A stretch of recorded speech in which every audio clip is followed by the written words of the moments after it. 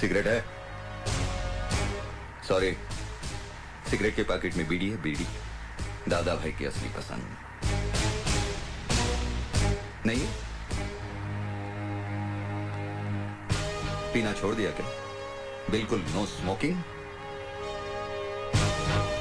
Good for health. Nice.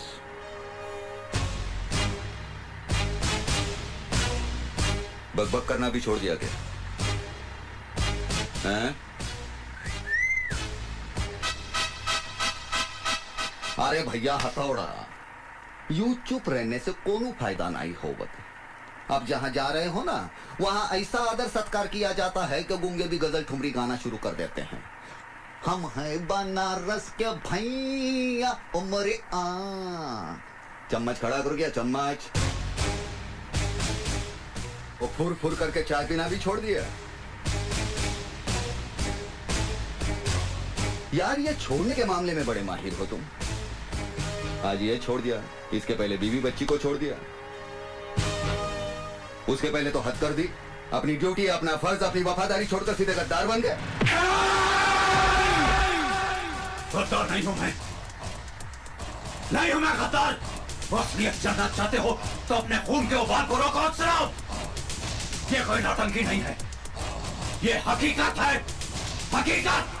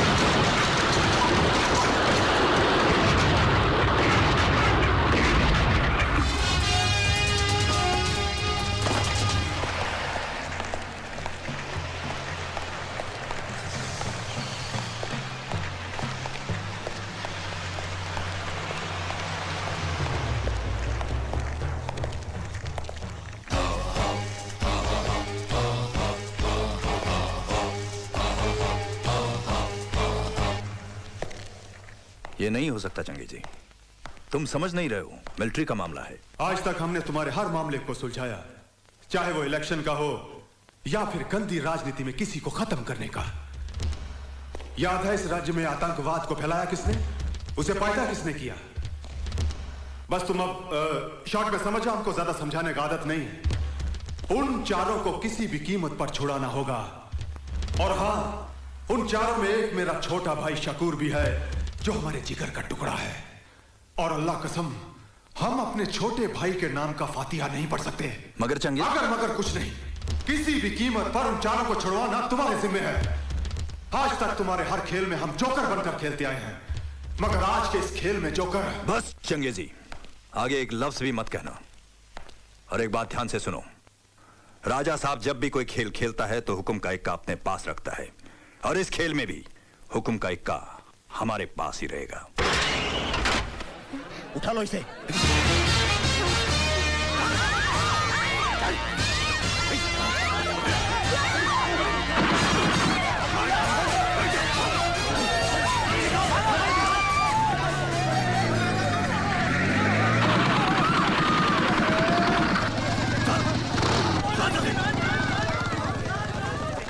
आतंकवादी द्वारा मंत्री की बेटी का अपहरण, आज की ताजा खबर, आज की ताजा खबर। आतंकवादी दिन दहाड़े मंत्री की बेटी को उठाकर ले गए, आज की ताजा खबर, आज की ताजा खबर। केंद्रीय मंत्री वीरभद्र सिंह उर्फ राजा साहब की बेटी भारती को आज उग्रवादियों ने कॉलेज के ग्राउंड से ही उठा लिया और बदले में उन 4 खूंखार आतंकवादियों को रिहा करने की मांग की, जिन्हें हमारे भारतीय जवानों ने जान की बाजी लगाकर गिरफ्तार किया था। इस मामले ने अब गंभीर मोड़ ले लिया है।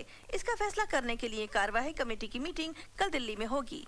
वीरभद्र सिंह जी, आप कैबिनेट कक्षा के सीनियर मंत्री हैं और आपके पीछे एक बहुत बड़े देशभक्त फैमिली का नाम भी जुड़ा है।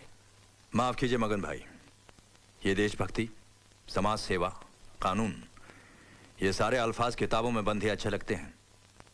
अब आप ही मुझे बताइए, आप और आप जैसे चंद सीनियर पॉलिटिशियंस को छोड़कर आज के पॉलिटिकल फील्ड में कोई भी ऐसा आदमी है जो इन चीजों पर विश्वास करता है और इन पर अमल करता है? Let's be practical. आज राजनीति एक धंधा बन गया है, धंधा। इसका मतलब उस मिशन में हुई हमारे फौजियों की कुर्बानी बेकार जाएगी? देखिए, फौजियों के साथ मेरी बेटी को कंपेयर मत कीजिए। किसी भी हालत में मैं उन 4 टेररिस्टों के लिए अपनी बेटी को कुर्बान नहीं कर सकता। क्या जमाना आ गया है, लगता है महात्मा जी की बात सच होगी। मगन भाई, ऐसी कुर्बानी देने वाले नेताओं की आजकल सिर्फ मूर्तियां बनती हैं, जिनकी साल में एक बार सफाई की जाती है और मालाएं चढ़ाई जाती है, और बाकी के तमाम दिन परिंदे उनका आदर सत्कार करते रहते हैं। एक बात और मैं आप सबको बता दूं, आज मैं आप लोगों का भाषण सुनने नहीं आया हूं, मुझे फैसला चाहिए, वो भी मेरे फेवर में। ये तो सरासर ब्लैकमेलिंग है। ऐसा ही समझो। हर हालत में मुझे मेरी बेटी जिंदा चाहिए। अगर उसे कुछ हो गया तो आपकी ये मिलीजुली सरकार उड़ी समझो। 30 MP हैं मेरे पास, जिनके बलबूते पर आपकी ये सरकार चल रही है। इसे धमकी नहीं, मेरा फैसला समझना। और सब जानते हैं कि वीरभद्र सिंह जब फैसला सुनाता है तो कभी नहीं बदलता। सर, क्या फैसला हुआ आज की मीटिंग में? अभी तक कोई फैसला नहीं हुआ है, मगर मैंने अपना फैसला सुना दिया है। एक बेटी तो क्या, अगर मेरी 10 बेटियां भी होती तो मैं उन सबको अपने देश के लिए कुर्बान कर देता। इन आतंकवादियों को इस मुल्क से हमेशा के लिए खत्म करने की कसम खाई है मैंने।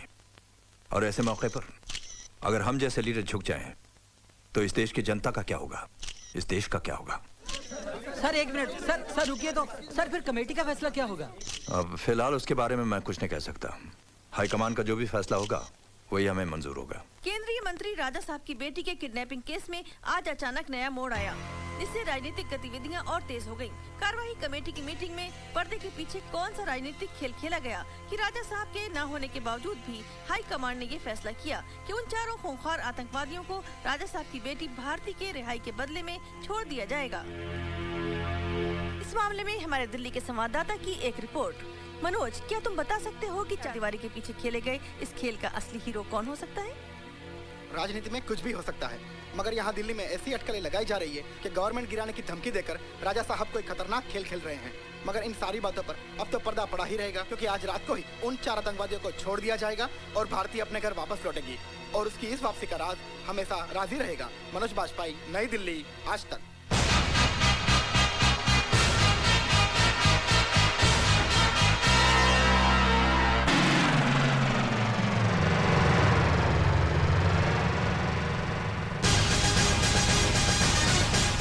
रुकिए रुकिए, कहाँ जा रहे हैं आप? मंत्री अंदर है, मैं उनके घर गया था तो पता चला कि वो यहाँ पर है। साहब की जब तबीयत खराब होती है तब वो इस फार्म हाउस में आराम करने आते हैं। उनसे यहाँ कोई नहीं मिल सकता। कोई मिले या ना मिले, आज मैं तुम्हारे साहब से मिलकर ही जाऊंगा। आप किसी भी कीमत पर अंदर नहीं जा सकते।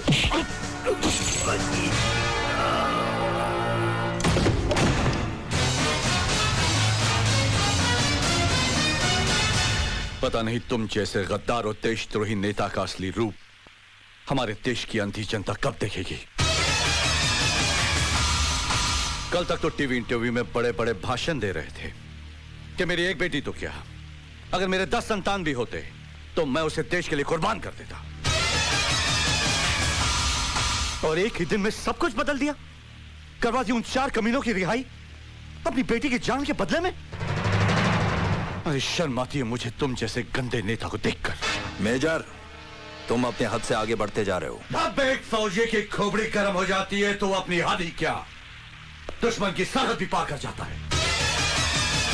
जानते हो उन कमीनों ने कितने हिंदुस्तानियों का खात्मा किया, कितनी औरतों का सुहाग उजाड़ा, कितने मासूम बच्चों को यतीम किया। उन्हें पकड़ने के लिए हमारे कितने जाबाज जवान शहीद हुए, और तुमने एक लड़की तुम्हारी बेटी की खातिर उन 4 आतंकवादियों को छुड़वा दिया। राजा साहब, सरकारी कुर्सी बाप की मोहब्बत निभाने के लिए नहीं, देश की रक्षा के लिए दी जाती है। सच कह रहे हैं आप, बिल्कुल सच। भारती, तुम? हाँ मैं। आज मैं भी अपने बाप का असली रूप देखने यहाँ चली आई हूँ, और पता चला कि बीमारी के बहाने आप यहाँ कौन सा आराम फरमा रहे हैं। भारती, तुम भी इन वर्दी वालों की बातों में आ गई। आप इस देश की जनता की आंखों में धूल झोंक कर उन पर राज कर सकते हैं पापा, मगर अब अपनी बेटी की आंखों में धूल झोंक कर उसके दिल पर बाप बनकर राज नहीं कर सकते। मुझे शर्म आती है आपको बाप कहते हुए भी, जिसके बाप ने आजादी की जंग में अंग्रेजों की गोलियां अपने सीने पर खाकर इस देश को आजादी दिलवाई थी, और आज उसी का बेटा आतंकवादियों से गले मिलकर अपने ही देश को लूट रहा है। भारती, बंद करो ये बकवास। ये बकवास नहीं, हकीकत है। आज मुझे ये भी मालूम हो गया है कि उन 4 को छुड़वाने के लिए आप ही ने मेरे अपहरण का नाटक रचा था, और फिर बाद में आप ही ने सरकार को गिराने की धमकी देकर सरकार को दबाव में लाकर उन 4 को छुड़वा दिया। देश का प्रधानमंत्री बनने की लालच ने आपको इतना गिरा दिया है कि आपने अपनी खुद की बेटी का भी इस गंदी राजनीति में इस्तेमाल किया। बस करो बेटी। मत कहिए मुझे बेटी, आज से मैंने वो सारे रिश्ते तोड़ दिए हैं जो हमारे बीच थे। अब मैं आपको सारी दुनिया के सामने बेनकाब कर दूंगी और देशवासियों से चिल्ला चिल्ला के कहूंगी कि देखिए इस आदमी की असलियत। जिसे तुम प्रधानमंत्री बनाना चाहते हो वो आदमी कितना कमीना है। अरे जो अपनी बेटी को बेच सकता है वो एक दिन कुर्सी के लिए अपनी माँ को, अपने वतन को भी बेच देगा। बदतमीज!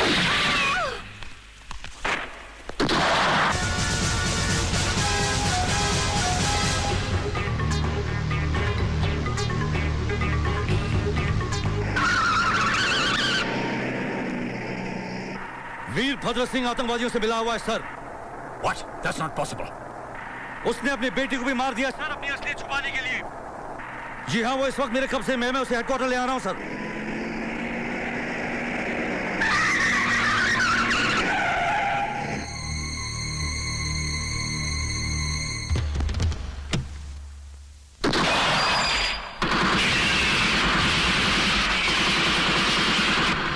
Major Rathore. Major Rathore. Major Rathore, come in over.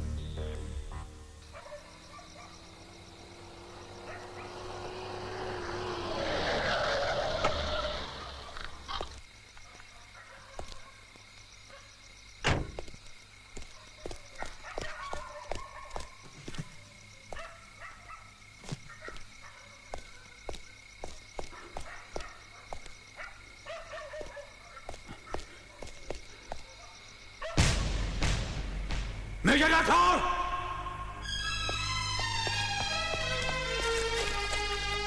Major Rathore! Major Rathore! Major Rathore! Major Rathore! Major Rathore! Major Rathore की मौत इस जंग की शुरुआत थी। लोग कहते हैं शैतान की उम्र लंबी होती है, इसीलिए मेरी गोली से 2 बार बच गया साला।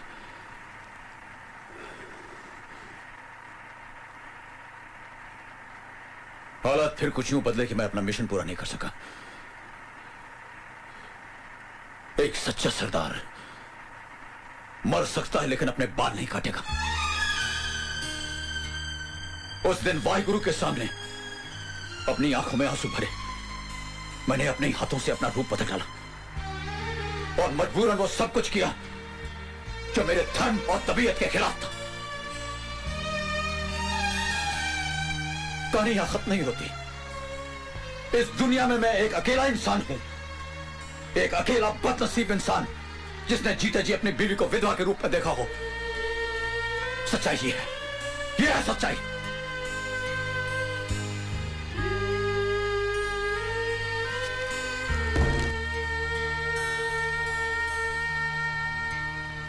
जिस मकसद से मैं आपका आर्मी हेडक्वार्टर लेके जा रहा हूं वो तो पूरा हो गया, लेकिन आपका मकसद अभी पूरा नहीं हुआ और कानून के दायरे में रहकर पूरा भी नहीं होगा।